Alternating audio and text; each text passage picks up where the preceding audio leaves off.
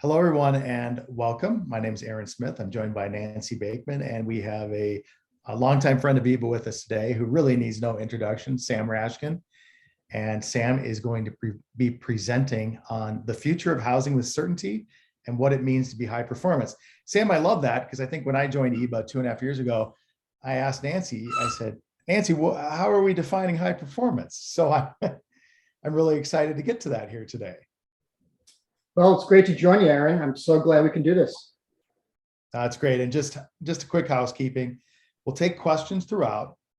Put them in the Q&A section if you could, and I will present those to Sam throughout. We've got, I think, several hundred people signed up today, so we'll try to get to all of your questions, and I'll try to put those together where they make sense. But we know the drill after 2 years of doing this, right, Sam? It's funny, years and years, and we're still trying to figure it out. Great. Well, Sam, I'll turn it over to you. Thanks for joining us. Hey, thanks, Aaron. Always great to be with you. It's one of my favorite organizations. And I'm going to start today. This is the first of 3 webinars. I'm going to focus on the future of housing and boldly say with certainty. And hopefully you'll agree as we go through the data I present.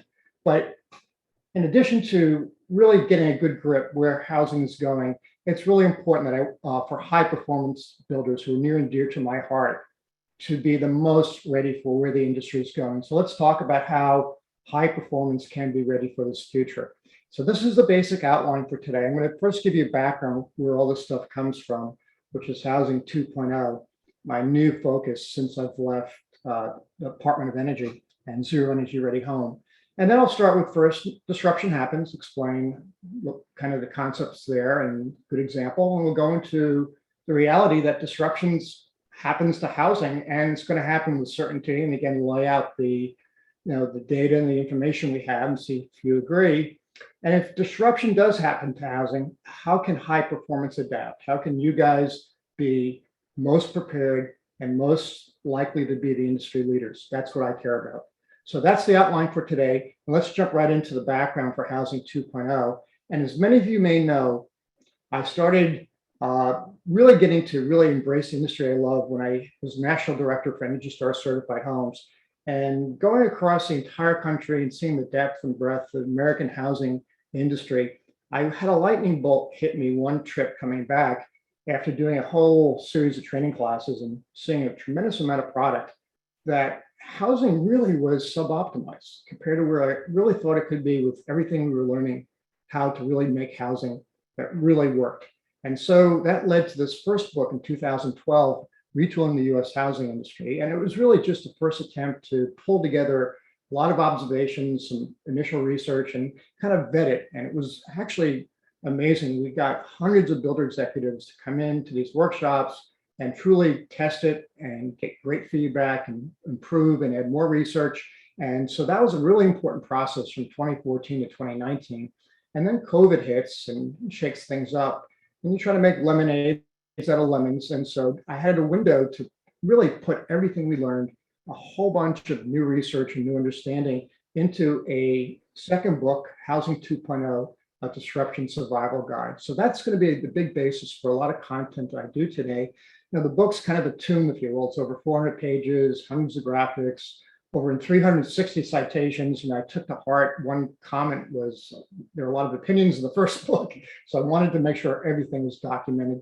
And very excited to also say these amazing guest expert essays were contributed from amazing people, including a foreword by Gene Meyer, one of my favorite friends and builders. So there's some information here about the book and the program. I'll repeat it at the end. And so let's just quickly, before I take off, let you know what I'm trying to do with Housing 2.0. It's kind of a learning system. And in first learning, there are 3 key concepts: context, concepts, and skills. The context is, why is this learning important? Concepts are the key principles underlying the subject matter, and the skills are the best practices to apply the subject matter.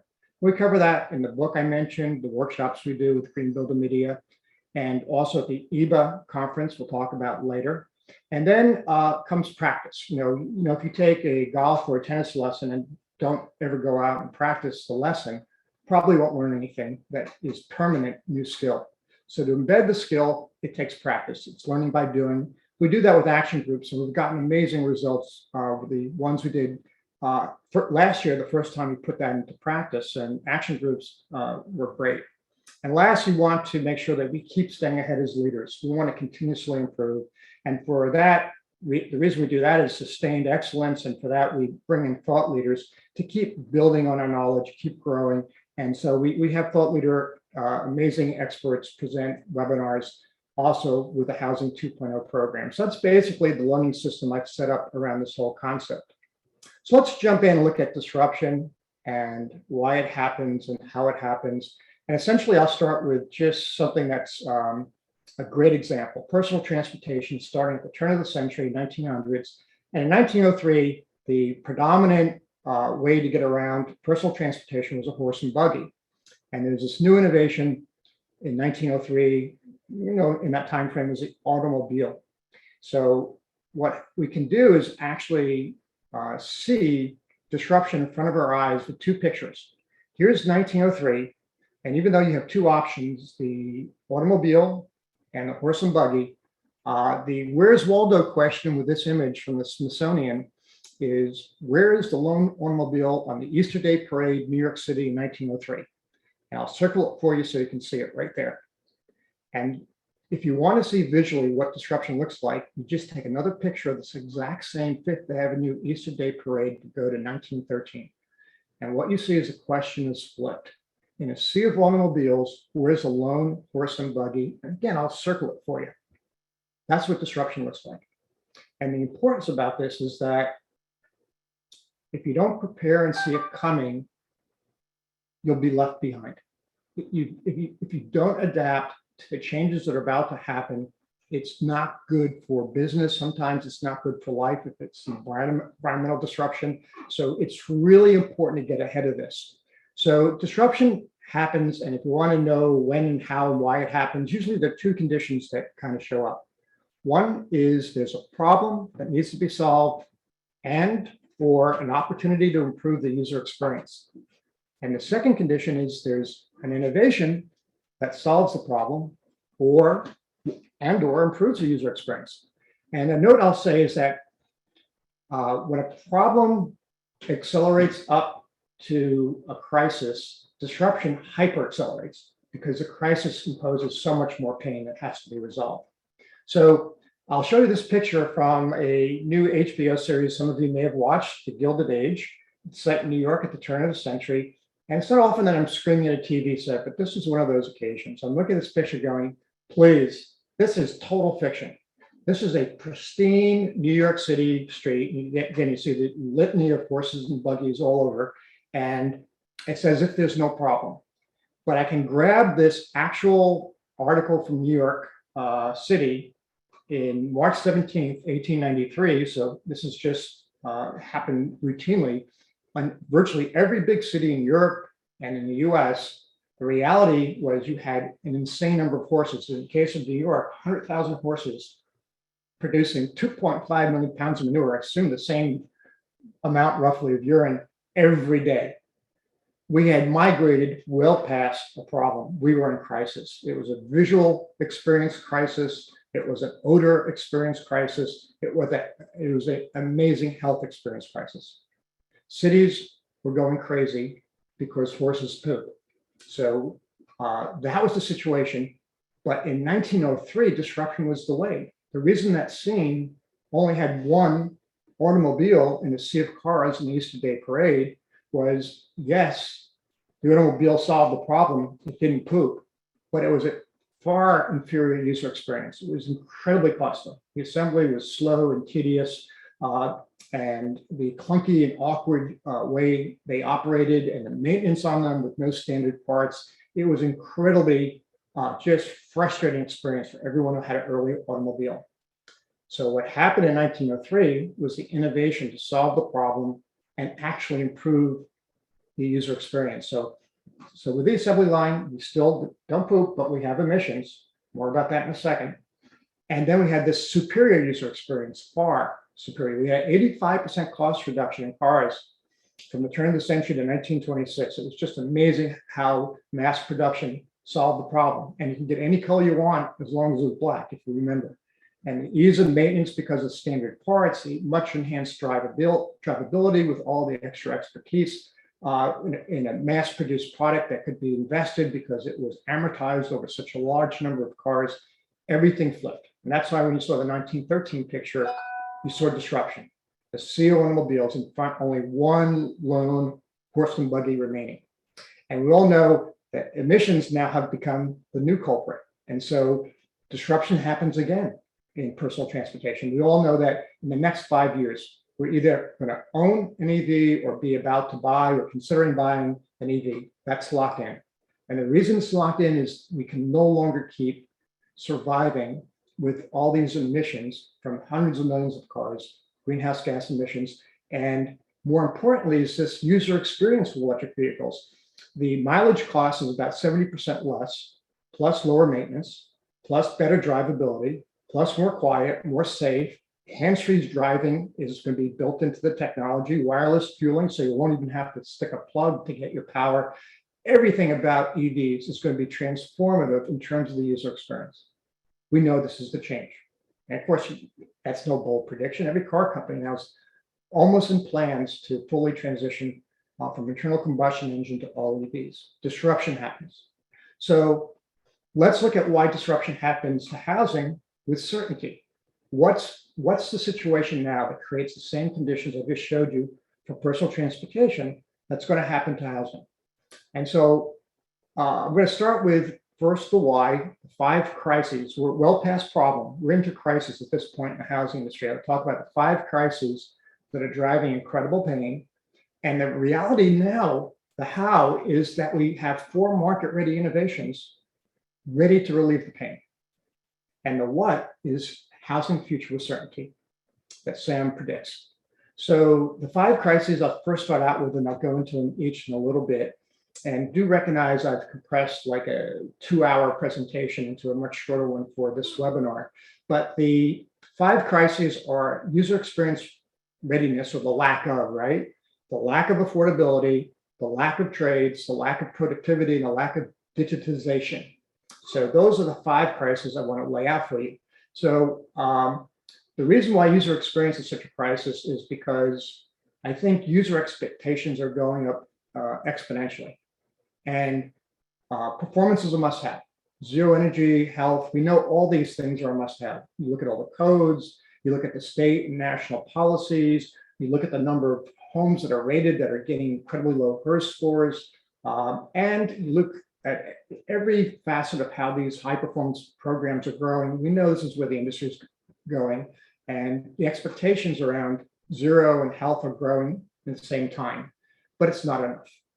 You know, all these other experiences are front and center, often way ahead of performance. You know, communities, whether it's open spaces and agri-hoods and it's trails and parks, and communities are incredibly important experiences. Location, location, location, if you will.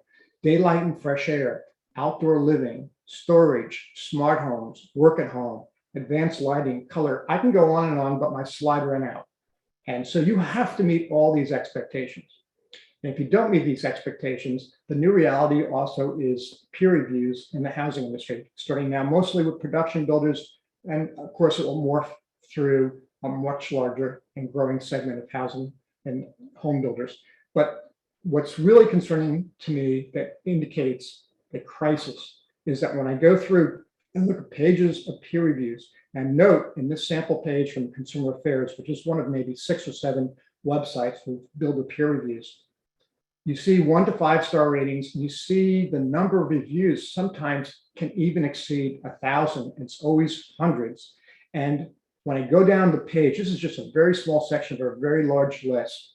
About 85% of builders are getting 1-star, 2-star, and some 3 stars. And a very, very small number of builders are getting 4-star or better. And my wife and I in this new city won't go to a restaurant that's not 4 stars or better. We won't stay in a hotel that's not 4 stars or better. We are filtering $100, $200 decisions based on 4 and 5-star threshold for user experience. What's the likelihood I'm going to purchase a $500,000, $600,000, $700,000, $800,000 house from a 1, 2, 3-star builder? This is why it's a crisis for me. The total user experience has to be there. Performance is a must-have, but it's not enough. Okay, enough about that. Let's talk about affordability. And you might notice that I'm tabbing across the top. I have all these 5 crises here at the top, and I'll tab right through each one at a time. And now we're doing affordability. And before discussing affordability, I wanted to show you where people live in the US. Now, it's a huge country, but really 70% of the population live in less than 20% of the land. These regions where we concentrate are called megapolitan regions, and they're basically a bunch of cities that are connected by a fairly sophisticated transportation infrastructure, usually roads, sometimes roads and transit, but essentially this is where we live. So most of the country we don't live. And this is where housing is affordable, not affordable. As you get orange and red, it's just not affordable. The threshold of price to income ratios far exceed the recommended threshold by the National Association of Realtors. And in 2017, this is what the country looked like. And if I superimpose those 11 megapolitan locations where 70% of the population live, you see where we live is not affordable, except for the Gulf states, Midwest, and some sections of Florida, but even Florida is getting really red. It's just not affordable. We're just way too high a multiple of price to income. And most importantly, this is 2017. If you've been tracking the inflation appreciation of housing prices, it's gone through the roof. I look at prices in Florida, I can't believe how high they've gotten. The US major markets are not affordable to home buyers. And we see the symptoms of this just by all the data that's coming through all the news reports and research. America's house poor, essentially. 40% of American households can't take on a $400 expense. 80% of workers are living paycheck to paycheck. This number scared me at the end, a record 7 million car loans delinquent on payment. We've never seen a number like that. During the Great Recession, 2007 to 2010, we hit 6 million. Now 7 million, and this was pre-COVID 2019. Americans are house poor, and they've only gotten more house poor with inflation, higher interest rates, and just everything getting more and more challenged in the economy. The other thing affecting affordability is the fact that the newest wave of buyers are the young demographic, and they are just saddled with huge debt, $1.6 trillion of student loan debt. Plus, they're spending their money even at a faster clip than most Americans. They really value experience over savings, so they don't have savings. It's amazing how small percentage of them have any kind of meaningful savings. And they're confronted with much greater volatility in the job market. It just, even though right now there's a labor shortage, you have to change your skills virtually every 4 years. Jobs are much more demanding and stressful. It's just very much different. And also wages have been stagnated for the last 40, 50 years, while prices have been inflating. And even though wages have gained the last couple of years, it's been more than offset. So it's still further negative because inflation has killed the benefits of the wage increases the last couple of years. And as a result, more US households are renting than any point in 50 years.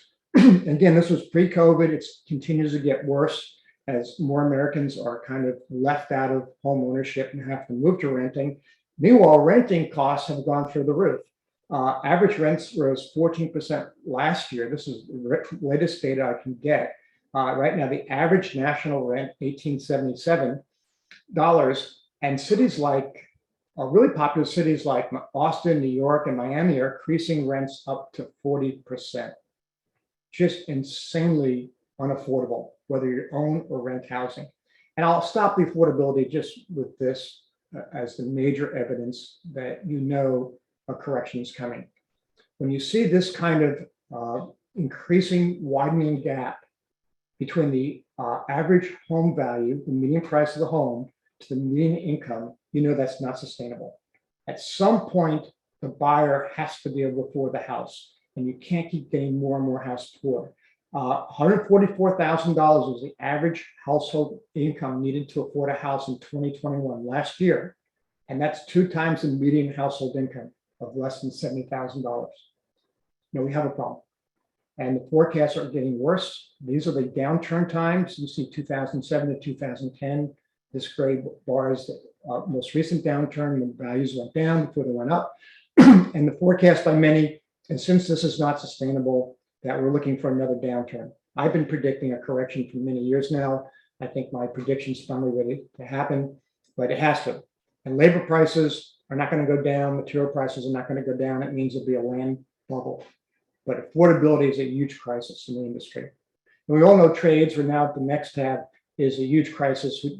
There's just no news here. Whether it's the cost, availability, recruitment, quality, training, productivity, waste, virtually every facet of the challenge we have with of how we relate with trades as a builder is challenged. And just look at the survey results. Every year it keeps getting worse. This is one of the most recent surveys I found. 85% of builders expect cost and availability of labor to be a problem in 2020, and it's only gotten worse since 2020. So there is that really significant set of bars that are far above everything else, the most significant issue confronting home builders. Moving on to the next issue is crisis of productivity. Excuse me. So to watch the, again, automobile example step through productivity gains is a stunning evidence of just how much productivity can improve. So again, here's how the automobiles made in back rooms in 1903. Then came that Model T assembly line, Ford Model T in 1913. And you look at a modern automobile plant today with all the robotics and automation, it's just stunning just how much productivity gains have been made in that industry. In contrast, here's a picture from, again, the Smithsonian Institution, wood frame home, Omaha, Nebraska. And we compare that to a home being framed today, 140 plus years later. And I challenge people to name the innovations and come up with any kind of substantial list. That's totally impressive. I mean, we can name going from balloon framing to platform framing, from dimensional lumber to engineered lumber. We have maybe better connections and some power tools, but you quickly run out of innovation. And note how much product and waste was strewn across the site in 1877 and nothing's changed. It's just a stunning lack of productivity, and the numbers back it up. So this is one study by McKinsey that compared housing to manufacturing, and it's almost 2 times less productivity. Even more scary is to realize that housing productivity has decreased over the past few decades. It's actually gone down from where it used to be, going negative. So this is just something that cannot sustain. The industry is facing an affordability crisis. This much waste is not acceptable. And evidence again comes from data. This is another study done and published in the World Press that compared the manufacturing industry to construction industry and looked at value added by resources put into the product, non-value added support activity.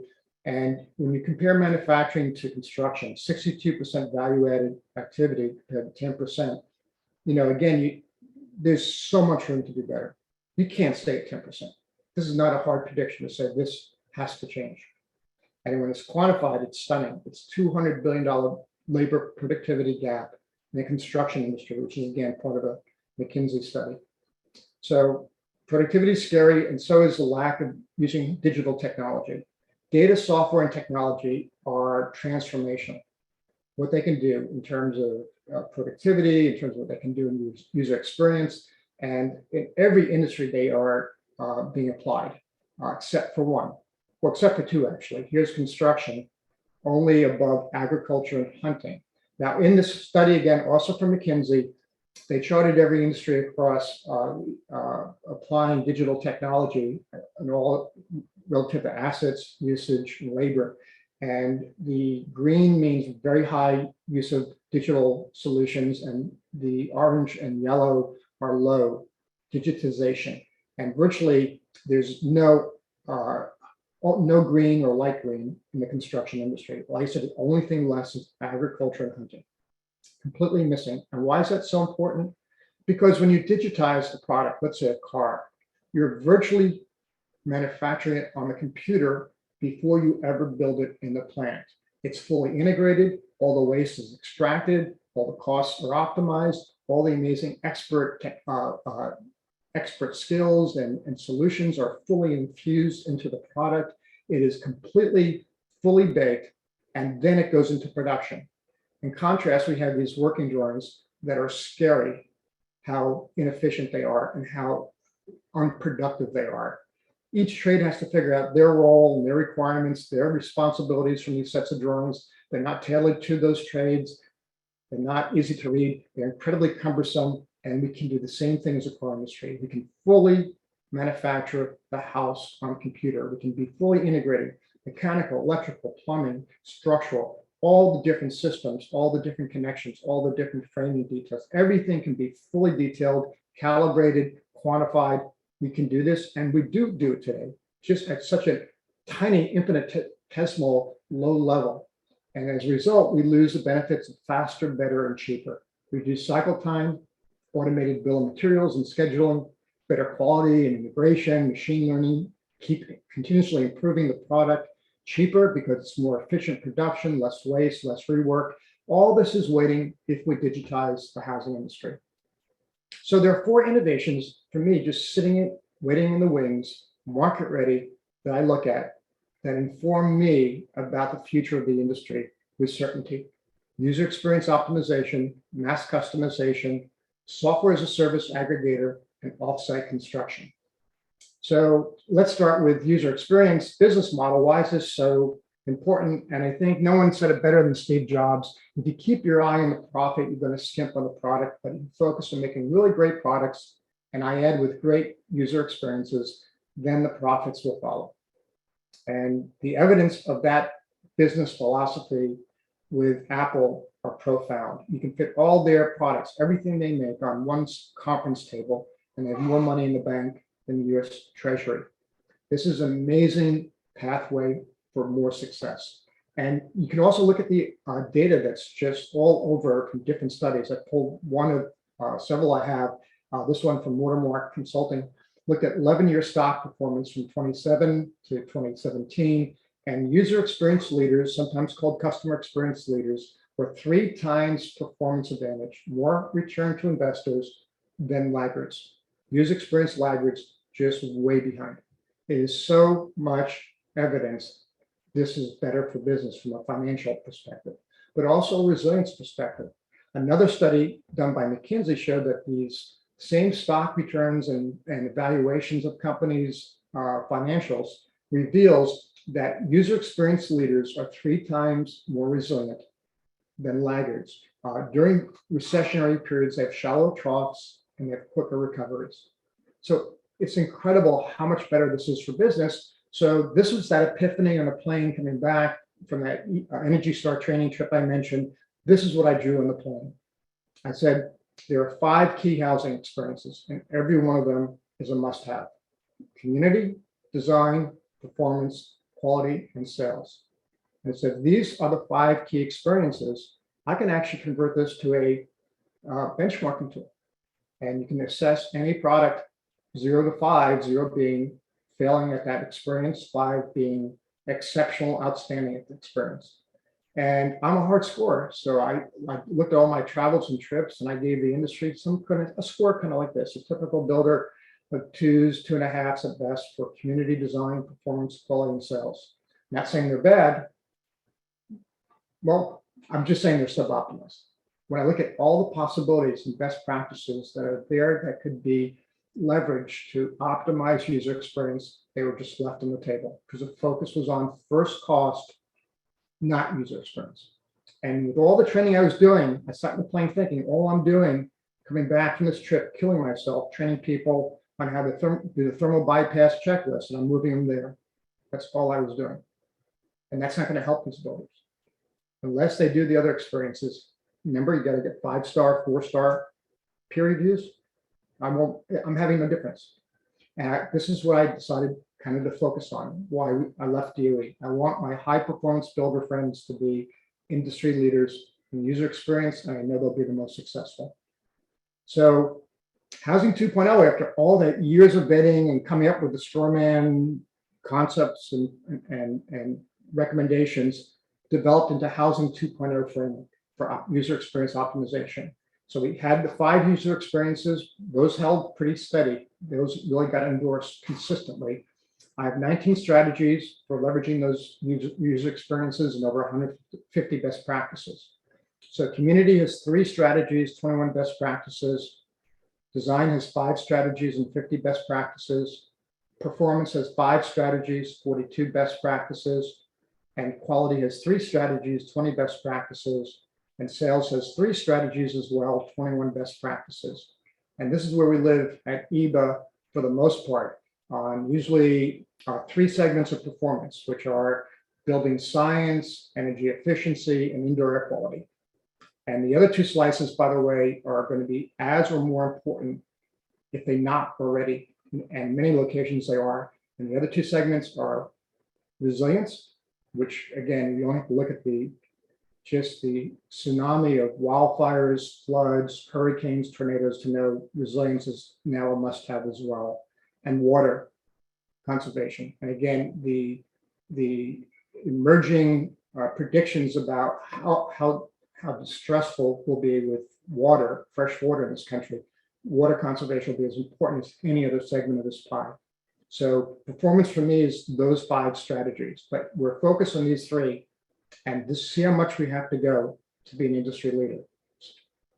So when I connect the dots, user experience optimization is a sure thing, because we know user experience, customer expectations, user expectations are going up exponentially because they are so much more informed. And you're going to have to deliver community design, performance, quality, sales, all 5 experiences. And we know as you go through, and if you read the book and go through the best practices, we show amazing opportunities to extract substantial cost savings and to reduce substantial cost savings by getting rid of waste and optimizing simplicity. So I hope you do read the book and see those best practices, but they have the opportunity to reduce costs of housing tens of thousands of dollars per home. So these for me, this is an easy prediction. Next up is mass customization.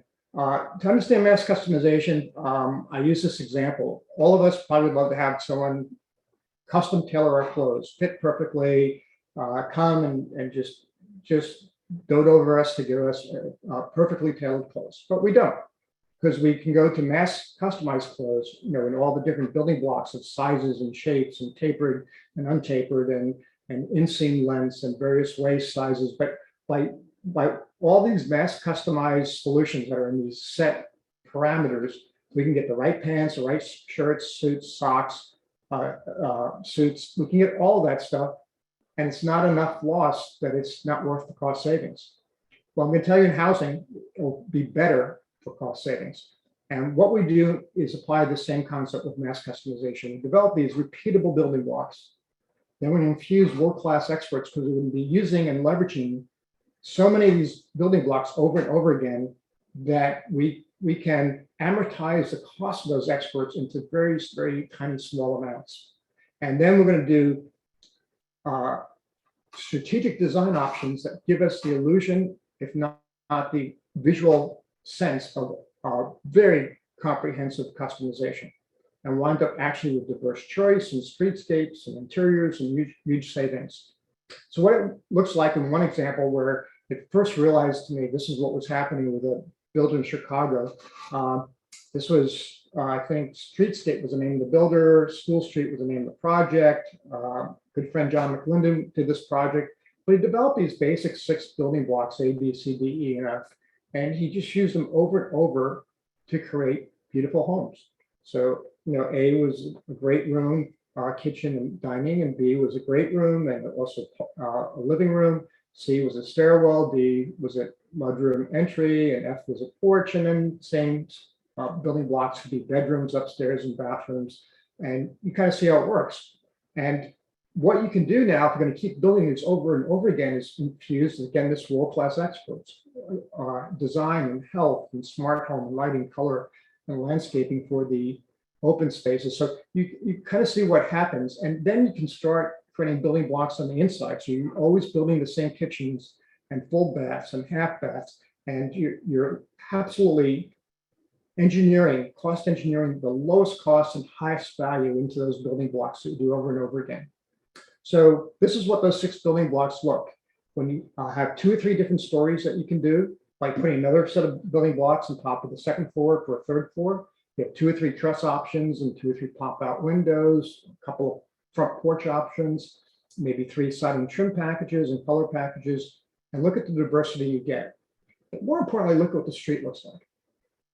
This doesn't look like anything close to a track development with all the possibilities that mass customization has to have. Even though these same 6 building blocks are just built over and over again, you get rich streetscapes. I'll also mention my classes always teach it that landscaping trumps architecture. Landscape architecture trumps building architecture, because once landscaping matures, it dominates your perception of the street. You put far too much disproportionate attention to the little details of the siding and trim, and we should really be focused on landscaping when we develop housing.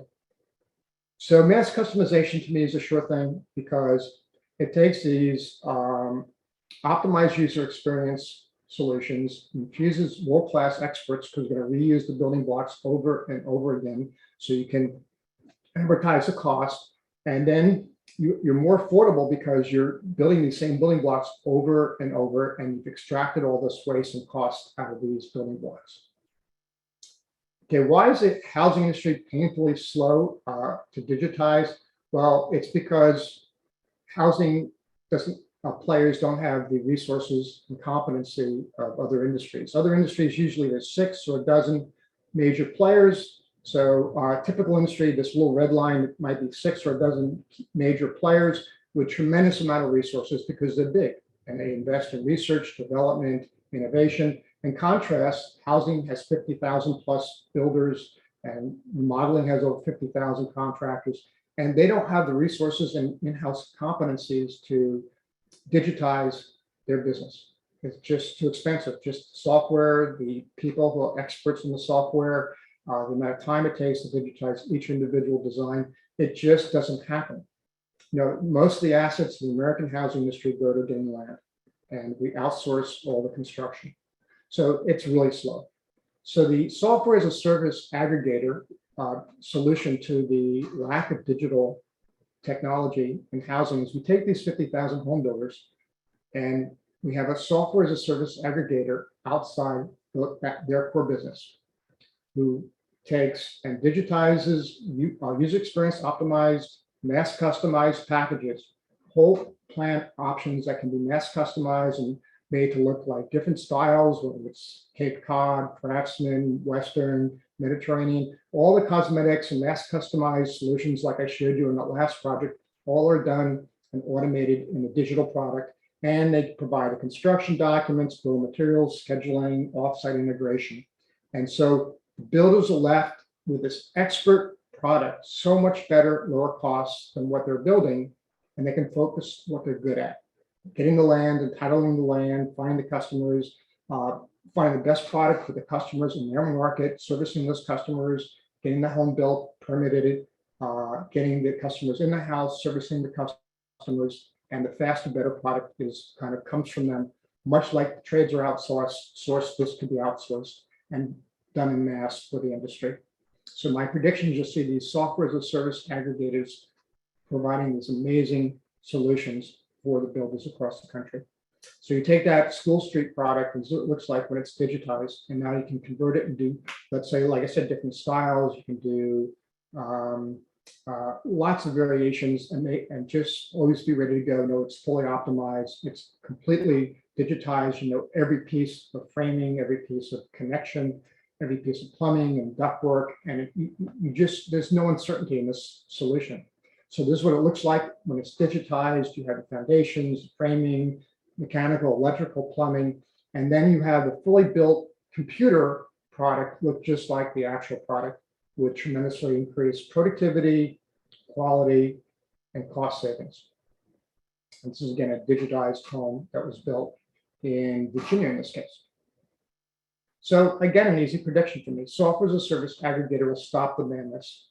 Faster, better, cheaper, possible only with digital solutions will come to the industry, and all these productivity gains will improve with assembly instructions, In the case where we don't use offsite, at least the trades have these amazingly adaptive instructions for their use, just for their use, so they know what they're doing and laid out so it's the most efficient and it's the proper sizing in case, let's say, a ductwork. Everything's done and it's all set up for the trades, and all this data comes back from the construction process to continually inform and improve the product.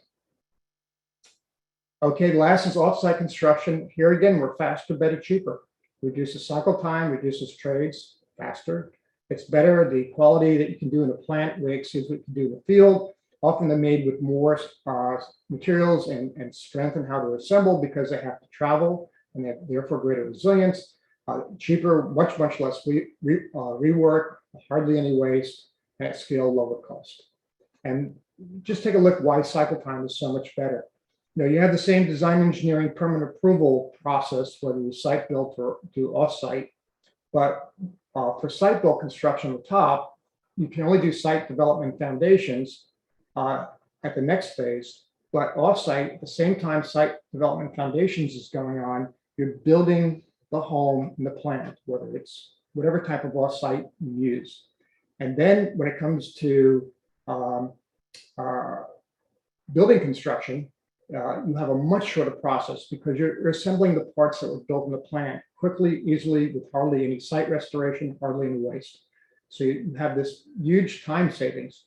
If you save 30, 40, or 50 days because of offsite, and let's say the average cost is $600 a day for a builder for every day it takes in the construction process, $600 times 50 days, that's like $30,000 of savings.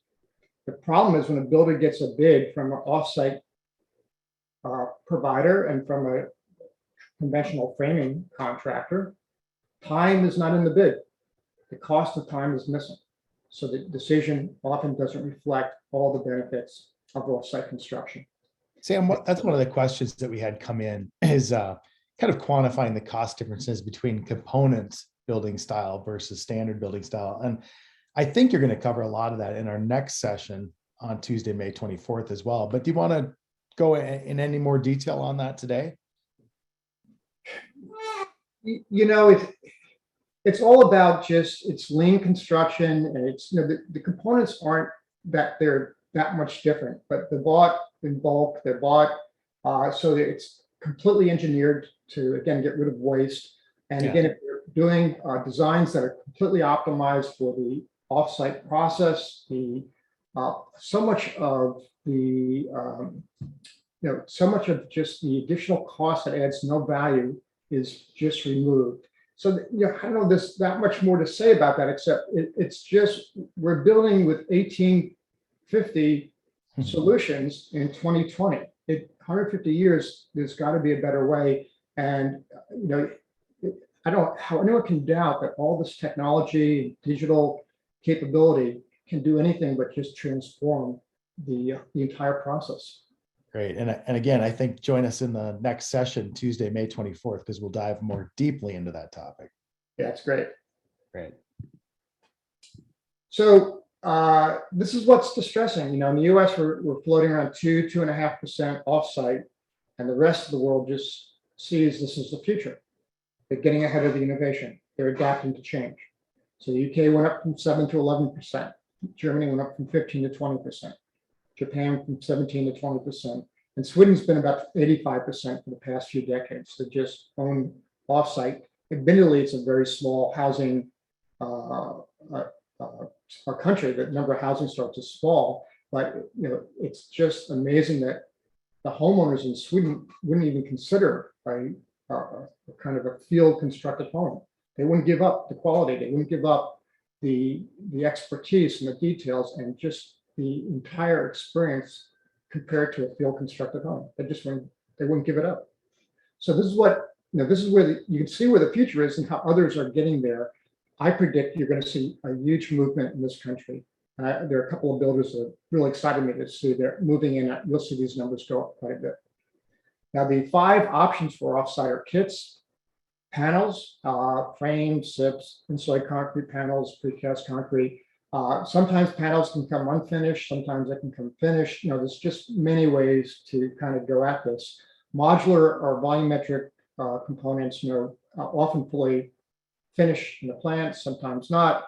Hybrids or panels plus modules are for the high intensive trade components of a house, the kitchens, the bathrooms, and you build them in cores and use panels for the rest, because in the field, the benefits of shipping the airspace, if you will, with volumetric modules is less than in bathrooms and kitchens, where you have like 8 or 10 or 12 different trades that can work so much more efficiently at lower costs in the plant. And again, in bulk, also use higher quality products, fixtures, finishes, appliances. And 3D printing is new. It's a way of kind of just straight from computer, have a printer print your house. Now, this may be a misnomer to call it offsite. Often it's done in-site. They bring the rigs out to the construction site and have them print the house right there. Some 3D printed homes are made in plants and then shipped to the site. Just to give you a quick tour of these very quickly. I compressed this just for time purposes. But essentially, what this is about is that kits are usually where they take your drawings and again, with CAD systems and so forth, they break it down to every single piece of framing and they make it in the plant with the least waste, the most efficient use of lumber. Everything's numbered so you can't make a mistake. If 101 isn't attached to 101, you got a problem. And so it's a way of quality controlling what's going on in the field, getting rid of the waste from the field, and it's delivered in the order that it's constructed, so productivity is also enhanced. So kits are a great way to get started if you're reluctant to do offsite. Panels is the next step. Many companies just ship the panels to the walls. And Tecker from California actually does the walls, they do the floors, and they do the roof. Everything gets dropped on the site. They own the complete setup crews. You can see they're not finished on the outside. These are on site. You'll put the siding on the outside, cladding, and the weather protection layers, and inside you'll finish them with drywall. So lots of ways of doing panels, but I have to show you this one with conventional framing. SIPs, to me, I love this picture that kind of showed just what an amazing system this is, because you can see the simplicity. It's like building a Yeti cooler, and you can see it's just assembling, it's not constructing. And you have this incredibly high integrity thermal enclosure all around you, a complete thermal blanket. So this is, to me, an exciting option. Many variations in this are coming out too. Sometimes SIPs are just the insulation and metal L-shaped studs on inside and outside. Sometimes SIPs come with magnesium oxide board instead of OSB, and some with drywall on the inside and OSB on the outside. But predominantly OSB inside, outside, sandwich with insulation, extruded polystyrene or expanded polystyrene in the middle. But very common, but very underutilized. Insulated concrete forms has progressed to insulated concrete panels. Much less parts, much less labor. You can see one person carry a panel. Also much less concrete, just more efficiency baked into the system. You assemble the panels, it's just for the walls. And it's right now, I think, best suited for one-story homes. I'm not sure all the details are worked out for ledgers and how to do two-story. But you can see the top part there is where they pour the concrete in. The vertical metal strips are both serving as reinforcing in the concrete, and a nail strip for drywall on the outside and cladding on the drywall on the inside and cladding on the outside. And then there's precast concrete. For the life of me, I'll never figure out why market penetration on this is so low. This is such an amazing technology. First of all, for those of you that are worried about embodied carbon, there's no worse offender in housing than concrete when it comes to embodied carbon. And this is one way to get rid of 70% of the concrete just by using precast concrete. The efficiency of the web configuration gets rid of a huge amount of concrete. Plus, you'll notice on the right, there's no footing. If the walls are just set right on the gravel. That's a benefit in two ways. One, you get rid of the footing concrete. And two, the moisture below the slab can flow straight through to the drain tile. So you don't have a dam here in effect with the footing blocking the moisture flow to the drain tile. Also, you see they're completely lined with R10 insulation and nailing strips. So a couple things happen. I have a completely R10 insulated basement. I can fill in the cavities with insulation. If I want more, I can nail the drywall directly to the nailing strip on top of the insulation over the rib. And I save another 3-4 inches of framing. So I may gain 80 square feet useful space in the conditioned basement. And it's 5,000 PSI instead of 3,000 PSI concrete that's poured in the field. And so it's almost waterproof as it's delivered to the site. And it's stronger because as you connect all these pieces around the perimeter, it's like an effective bond beam, incredibly strong. So I can't say enough, and I'm just shocked how small the market penetration is. And it's so dimensionally stable. It has to go in dead level. So the next floor, everything builds on it is level, which means it's easier to install trim. You have less undulating ceilings, and you have easier to install cabinet work and ceiling trim and floor trim. So enough about that. Modular, this is a volumetric building companies. BBC is based in Philadelphia, has huge growth plans. They're mostly focused on multifamily housing. I think it's some commercial, and I think it ships unfinished, which most modular I do think goes finished. And this new company is really interesting to me. Audible is based in Nampa, Idaho. They're kind of new. They've got, I think, about $127 million of funding past few years. And they opened up a 400,000 square foot plant July 2020. And they have 100,000 square foot kind of center with 53 of these ABB 6-axis industrial robots. It's just amazing automation. And then around the perimeter, they assemble the panels the robots make. In this case, they're probably going to insulate them and do some other finishes on them. And then they're assembled into boxes, and then out in the field, the boxes are dropped. It's just, you just can't match the efficiency, the speed, the quality, just the, just so many benefits that come from offsite construction. And this is their finished product. And what's stunning is the numbers. It's the faster, better, cheaper, actually calculated. Admittedly, this is from Audible, but they calculating this particular project in San Jose came in at 40% less cycle time, 160 modules in 3 weeks.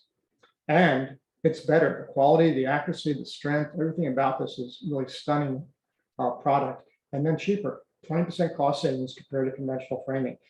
This is a high cost market, so we'll kind of see how things shape out with prices. But if you come in the same or even slightly higher, and then you start counting the cost savings that the 40% cycle time represents, this is a huge lower cost option. And it came in only $100 a square foot. So these are the numbers, and this is the future. One more thing I'll point out to you is I mentioned, there's so much intense number of trades and complicated workmanship in these kitchens and bathroom spaces. They can be done so much more efficient, effectively, and with better materials in the plant, that plants will start building kitchens and bathrooms. You maybe start buying them the way you buy cars. You go to showrooms and find the kitchen of your dreams and the bathrooms of your dreams, and they get dropped into the homes. And plans are designed to accommodate these standard building blocks that are set up by the industry. This is being done right now for hotels, primarily by this company, SurePods. But again, I will predict that you'll see a combination of panels and kitchen bathroom cores for residential in the near term. And lastly, 3D printing. This is the method I mentioned before, where they bring the 3D printer to the field. All the optimized CAD, computer, digitized details come along in the field, and then the machine just prints the home. Of course, when you print, you have no constraints. You can do curves and shapes and textures and all sorts of things you can never do with field construction. I also mentioned this is done sometimes in the plant, and then they ship the product to the field after it's printed in the plant. But 3D printing has some interesting possibilities. I don't know that I have a good grip on where I think this one's going. I'm going to watch it some more, but I admit it's done more than I thought it could so far. So very interested in this option. So we get, finishing the tour of offsite. Again, I don't know how this just cannot happen. I don't know anyone that sees a clear path from the tsunami of aging construction workers that are retiring out of the industry and a replacement to come behind them and fill the gap. And even before the tsunami of aging trade workers retire, we're already at a shortage level that has 85% of builders saying this is the most significant problem. Factories can set up workers in controlled environment conditions with steady jobs, better salaries, better benefits. I don't know how it doesn't happen. And then you get the productivity benefits, waste, cycle time, quality, rework.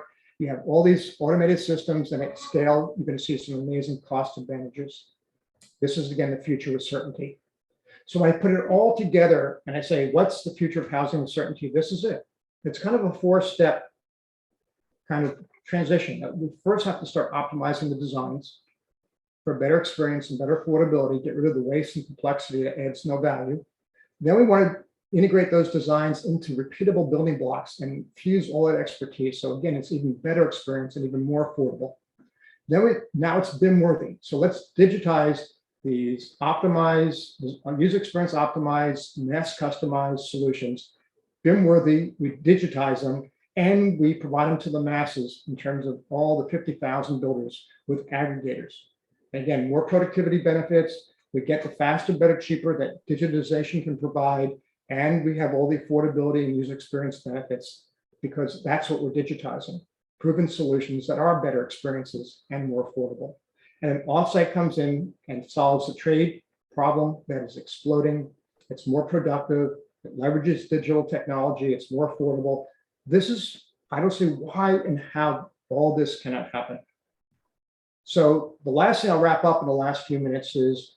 Oh, Sam, maybe just a quick question that's out of that last section is, what materials are they using in those icon 3D printed houses? I think that was down in Austin, that picture, right?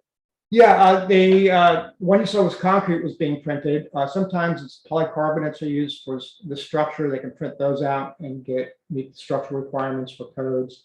But mostly concrete, I think, various polycarbonate mixtures that can be used are the ones I see the most. Yeah.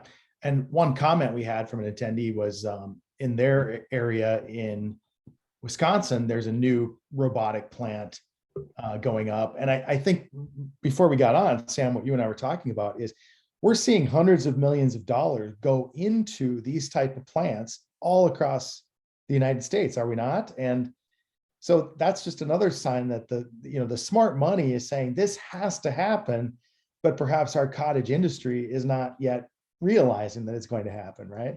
And what's really exciting, Aaron, is not only is that money going in, a lot of these plants are opening up are also including zero energy. Right. So, Factory OS and Dvel and I'm not sure about Audible, but and then up in Seattle, there's Boxable, and there are a whole bunch of these companies, and then there's a number in the East. They're really integrating zero into offsite construction, so it's real exciting. Well, and Sam, we've talked about this, but the interesting piece of it is that a lot of the investment firms, the venture capital firms, have ESG requirements that they invest in. So when they put $100 million in a building automation company, they say, you have to do net zero, you have to do ESG, right? And these are also better for the environment because they also reduce, in many cases, they also address social and governance factors in many ways. So I mean, just the worker safety part of it, from working in that factory and the availability of labor that can do the job in the factory with perhaps daycare locally, it's really kind of covers all those ESG principles. Sam, one question just back on the panels for the SIPs made with the MagOx or the magnesium oxide insulation. How are they protected from water prior to outside finish? Magnesium oxide is not the insulation. That will be your sandwich panels on the inside and outside. And they are pretty much a water resistant barrier just in themselves, with the caveat that you got to be perfect on the seams, right? You got to get the seams completely sealed. So what intrigues people about Magboard is that it can be on the outside, it can be the control layer for water and vapor and air. And on the inside, it could be your replacement for drywall. And so you take out the drywall trade on the exterior walls and you take out all the weather-resistant barrier details on the outside, except for sealing the seams, and it has a lot of advantages. What I should say about Magboard, though, is unlike OSB, you can't make these supersized jumbo boards, jumbo panels. It's limited to 4x10. So you have a lot more seams that have to be done pretty bulletproof in terms of sealing and taping, whatever you do. But it is effectively a water-resistant barrier in and of itself as a Magboard material. So now many people, belts and suspenders may actually add the weather control layer, built house wrap on top of it, but essentially it could serve as the WRB. Sure. The only caveat is you have to be able to get magnesium oxide panels somewhere in the United States to do them. Right? That's right. That's right. That's right. Sam, a great question we had was, how are code officials adapting? I mean, we are at a pace of change. We're feeling it at EBA. You're seeing it across the country. How are the code officials keeping up with all of these changes that are coming? No, I talked to a lot of these companies because it's such a big interest for me. I just haven't heard that as an issue, to be honest. Okay. So far, so good. The biggest challenge will be, I think, there's cellular lightweight concrete is an interesting new option. Now it's a block versus a panel, but it has some really intriguing benefits and environmental benefits.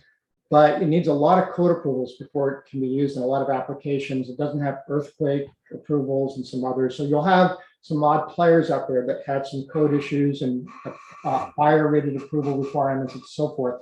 But in the case of cellular lightweight concrete, some really interesting capabilities, but mostly I think earthquake is an issue, and it's so new that that one may need some code education to get through. But most of the manufacturers offsite, I haven't heard code approvals coming up. And a lot of their work, again, if in the plants is inspected by the mixed fix inspection process. You know, the way when you have a plant, you have a separate inspection like the factory housing industry has, where they come to the plant and do the inspections. Right. So they're the volumetric module, they're inspecting that and tagging it at the plant. That's right. The site built or the offsite construction, it's a local code official. So two different ways to look at it. Again, the local guys will check the connections on site, but the plumbing that's going to be covered once it's built in the plant, volumetric, that's inspected there. That's right. And the structure. I don't want this to turn into a MagOx session, but does MGO board have an issue with rusting, degradation of fasteners? And, you know, it's a more sketchy material. I think there's some uncertainties around it. You know, what I teach to, you've got to check the ingredients and you got to know durability before you do a new innovation. And I don't know that I've seen enough to say that I understand with confidence that there won't be any issues.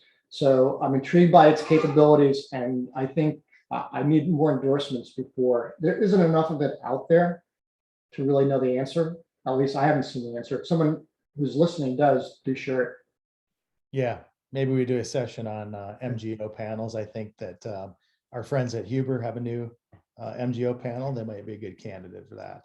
Okay. I'm going to wrap this maybe last final. Do you have any slides you want to continue? Because I can ask this next couple at the end. I do want to just tell the high what they can do to adapt to these changes, and then we can back away to the last one. We're good. Okay, so I want you guys to be ready for this. So I'm going to give 3 different groups recommendations. Take them for what they are. An industry observer saying, I would kind of want to do this if I was in any one of these situations. So if I'm a builder and I want to get ready for what's happening, I would transition to a user experience business model today. Okay, obviously I'm vested in Housing 2.0, but regardless, I know that every one of you, if you take your user experience to the next level, it's going to be a huge business outcome for you. But I don't ever think that you have to use every recommendation that is in the Housing 2.0 150 best practices. What you want to do is customize your own personal optimization framework. And that's what we do in those action groups, Aaron. Then the second thing is that you really need to start exploring the mass customization opportunities and ask yourself why you're doing as much customization as you're doing. Can I keep building the same kitchens and bathrooms over and over again and just nail them? just take all the waste, all the costs out of them, figure out how maybe to do bulk purchases that further get you discounts and lower costs. And because you know you're going to build the same bathrooms and kitchens over and over again. And then you can get even bigger with the exterior building blocks that you use the way I showed with Streetscape. And you really need to track the availability of these emerging software as service aggregators. There are only a few out there, but if you're willing to invest in optimize designs and develop some building blocks, now's a great time to invest in digitizing them and being able to use them over and over again. And with the software, be able to create amazing different designs at hardly any cost. When I watch a whole development being done with a standard set of building blocks, in 2 weeks, you could have an entire design development that looks great because the computer is just basically integrating these building block solutions onto the site plan. And you need to really do the work evaluating offsite options and do the math and really recognize that you have to allow for lessons learned. The first time you use SIPs or insulated concrete panels or modular, there's going to be a lot of learning curve factors that have to be gotten through, and then your costs go more and more down. Don't get frustrated because you didn't allow yourself to get past the learning curve, but really do the math, include the time, include the quality benefits, the risk reductions, the higher satisfaction, the less rework. Really do the math and figure everything else that's integrated in each of the choices that you make. In the case of high performance programs, I have some really strong recommendations here. If you're a certification program, Energy Star, Zero Energy Ready Home, VIAS, any of the green programs, I think it's really time for you to start training your partners to deliver all 5 key user experiences. If you're vested in the success of all the builders that partner with you, you really want to give them a exposure to this whole business model of optimizing experience and how to do it. So I really think that so often we're just training people to do air barriers or how to do HVAC quality installation, but we spend so much time on these details to the negligence of these other user experiences. And we want these guys to really be great. If you're doing awards and recognition programs, I would make it a prerequisite that the projects receiving recognition are those that do the best job optimizing community and designs. You want the best foot forward, reflecting on your program, reflecting on whatever concept you're advocating. VIAS, Zero Ready Home, Energy Star. You want these homes to be the best selling feature for your program. So I would make it a prerequisite that they also optimize community design. And I welcome you to use the Housing 2.0 criteria as a way to set up your scoring. If you're a research program, it's really time not to just focus on the performance. It's also time to integrate mass customization, offsite construction into your research. But one of the frustrations I had when I was at DOE was, it's a research program where I was embedded doing other stuff. And, when you have a hammer, every problem's a nail. And so research program thinks everything requires research. And I thought really the investments were being made too much on research for offsite. And the little details that they were figuring out were going to have too few number of players that would benefit. The real investment that needs to be made from programs that are trying to move the industry should be in aggregating demand or setting up prizes so that offsite industry can do its magic. Just give them an incredibly rigorous target for user experience and for cost, and let them have to meet it. Mm-hmm. And if, let's say you got 5 low-income housing projects together and they aggregated a few thousand units and you put out, it has to be at $80 a square foot. It has to have all these solutions for outdoor living, indoor living, and so forth. And let them kind of meet the challenge. But instead of funding research and hope someone uses it, it's so much less likely to get a bang for the buck. And so that's what I'd recommend there. And lastly, for affordable housing, I think we really have to set up training programs for that industry, because it's insane when I go through, let's say, Habitat for Humanity homes and I see no storage and I see no linkage to outdoors, no places for children to work at home. These aren't extra credits anymore, right? Mhm. This is the dignity of living. This is, design, community are just as important as whatever building science you're trying to integrate. And I think we just need to set up programs for total UX that low-income households deserve these kinds of experiences and shift the focus from first cost all the time to these key user experiences. It's the only way you can create a path for low-income households to really get asset growth. If we build housing that won't stand the test of time, that's the housing that's not likely to increase in value. And I think it's so unfair that low-income households aren't vested in communities and homes that will serve them well for growing their assets. And invest in the future of housing. Start developing for the industry, digitize, optimized designs with mass customization that can be built at far lower cost, and let the entire affordable housing community have access to them. And do it in concert with an entire collaborative group to make sure it's the best solution for the biggest number of players. And lastly, again, this concept, low-income housing, you guys can aggregate demand for offsite construction partners. And the prize would be this rigorous cost and user experience goals and targets, and just give them really, really ambitious goals. And again, $80 a square foot and certain expectations for these homes. And again, I think it's just, we have to start looking at the entire pie. We can't be in that one segment. So Aaron, I'm done. Again, I just want to highlight, you mentioned May 24th, we're going to talk about what is good housing design and what I'm advocating here and how do you consistently deliver it. And then on June 14th, we'll talk about how to do high performance at lower cost. Also, September 19th, we're going to have a large segment of the Housing 2.0 workshop in a pre-conference event at EVA on September 19th. So we'll be at the High Performance Home Summit, and come early for September 19th. We'll go through the Housing 2.0 program there. Here's the book and the program. And in case you're interested in how to reach me directly, there's my contact information.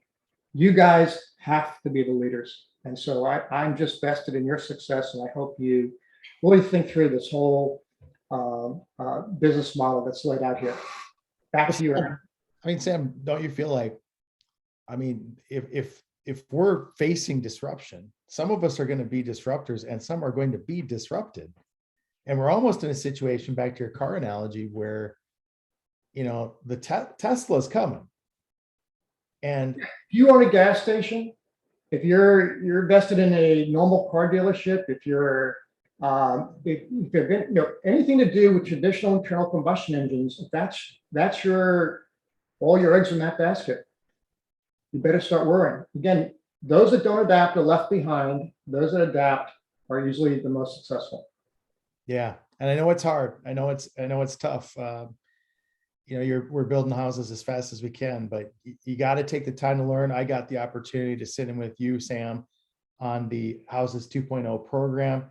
I could not recommend this more. If you want to start flexing that muscle and going through, having Sam and other builders go through your plans with you, give you back real-time ideas on this. This is incredible. We're so excited to be co-hosting you on that September 19th. We'll be in Scottsdale, Arizona. It should be nice and warm.